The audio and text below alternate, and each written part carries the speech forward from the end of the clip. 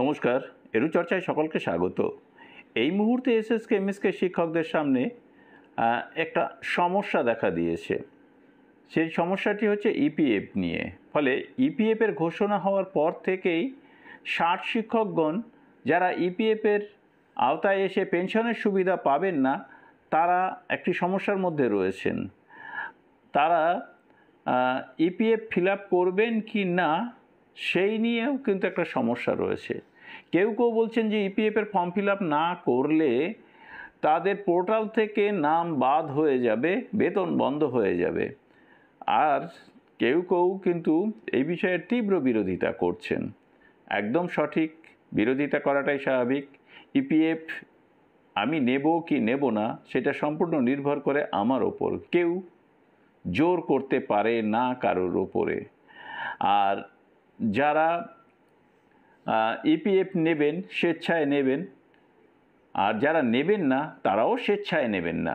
কারোর পরামর্শে, কারোর চাপে আপনি ইপিএফ নিচ্ছেন আর কারোর চাপে ইপিএফ নিচ্ছেন না, এটা কিন্তু নয়। আপনারা নিজেরা স্বাধীনভাবে সিদ্ধান্ত নেবেন ইপিএফ ফর্ম ফিল আপ করবেন কি না।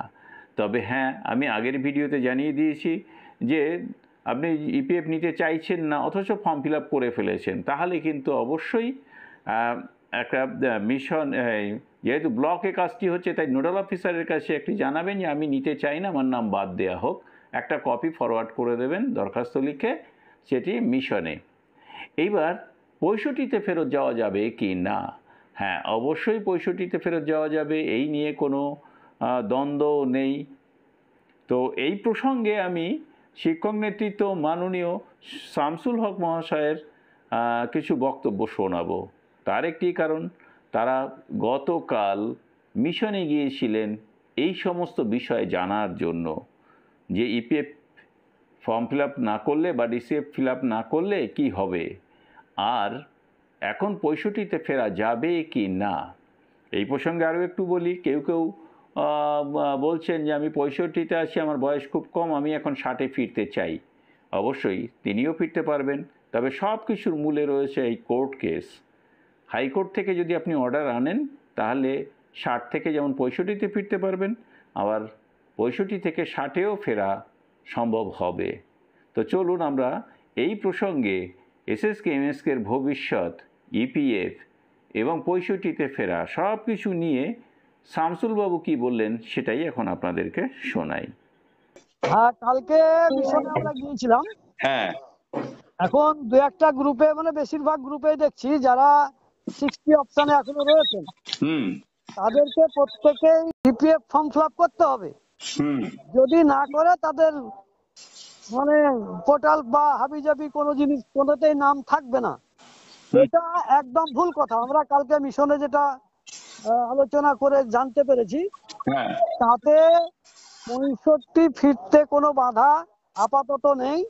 মিশন কোনো বাধা সৃষ্টি করবে না। আর ওটা যারা বলছেন ওটা সম্পূর্ণ ভুল। কারণ ইপিএফ হচ্ছে একটা কন্টিনিউয়াস প্রসেস। কালকে একজন নতুন নিয়োগ হলো, তাহলে তার কি ইপিএফ চালু হবে না? এরা ধরে নিয়ে বসে আছে যে 23 তারিখের পর আর হবে না। এটা একদম ভুল কথা। 23 তারিখের পরেও হবে। এখন সমস্যা হচ্ছে, ধরেন মিশনে মূল মানে সব সময়ের জন্য আধিকারিক নাই। যিনি বর্তমানে আছেন উনি মিড ডে মিল দেখাশোনা করেন। এটা একটা বড় সমস্যা। ওনারা যেটা বললেন, এই যে আপনাদের বেতন পেতে দেরি হয়, এটা একটা বড় সমস্যা। ওনাকে দেখা পাওয়া যায় না, উনি বেশিরভাগ সময় মিটিং এ ব্যস্ত থাকেন, যেহেতু মিড ডে মিল একটা বড় সেকশন। ফলে আমরা সই করাতে পারি না সঠিক সময়ে। এটা একটা বড় মানে আমি আপনার চ্যানেলের মাধ্যমে যারা নেতৃত্ব বা সমস্ত নেতৃত্বদের বলতে চাইছি যে ইমিডিয়েট আমাদের রাজ্য আধিকারিক এবং মিনিস্টারের সঙ্গে বসা খুব জরুরি। কারণ আগামীতে ৫ম শ্রেণী প্রাইমারি স্কুলে চলে যাবে বেশিরভাগ। এসএসকে নিশ্চয় ৫ম শ্রেণী পাবে না। তাহলে এই জায়গাতে দুটো জায়গায় এসএসকে যদি ৫ম শ্রেণী না পাই, সেক্ষেত্রে একটা বড় বাধা হয়ে যাবে নতুন ছাত্র পেতে। এমএসকে ৫ম শ্রেণী না থাকলে তো ছাত্রই পাওয়া যাবে না, এমনিতে টিচার নাই। এই বিষয়গুলো নিয়ে ডিপার্টমেন্টের আধিকারিক এবং মিনিস্টারদের সঙ্গে বসা খুব জরুরি। আর ইপিএফ নিয়ে যে সব চিন্তা চেতনা বা বিভিন্ন বার্তা যেগুলো দিচ্ছে এগুলো হয়তো কেউ কেউ ঠিক বলছেন, কিন্তু বেশিরভাগ টিচারদেরকে মিসগাইড করছেন। আমরা মিশনে যেটা জানতে পেরেছি তাতে এটা স্বাভাবিক অবস্থাতেই রয়েছে।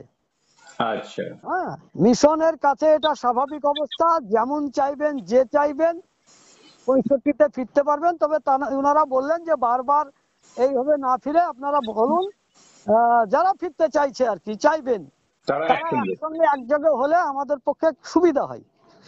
যাই হোক, চিন্তার কোনো কারণ নাই। 65-তে যারা ফিরতে চাইবেন নিজেরাই চিন্তা ভাবনা করে সেটা নেবেন। কে 65-তে ফিরবেন, কে 60-এ থাকবেন, কে ইপিএফ এর সুবিধা নেবেন। প্রত্যেকটা টিচারকে বলছি আপনারা নিজে বাড়িতে পারিবারিক বা যারা আরো আনুষঙ্গিক যারা বোঝে জানে তাদের সঙ্গে আলোচনা করে সিদ্ধান্ত নেবেন। কারো দ্বারা প্রভাবিত প্রয়োজিত হওয়ার কোনো দরকার নেই। শুনলেন শামসুল বাবুর বক্তব্য। সকলকে ধন্যবাদ জানিয়ে শেষ করছি। ভালো থাকবেন, সুস্থ থাকবেন।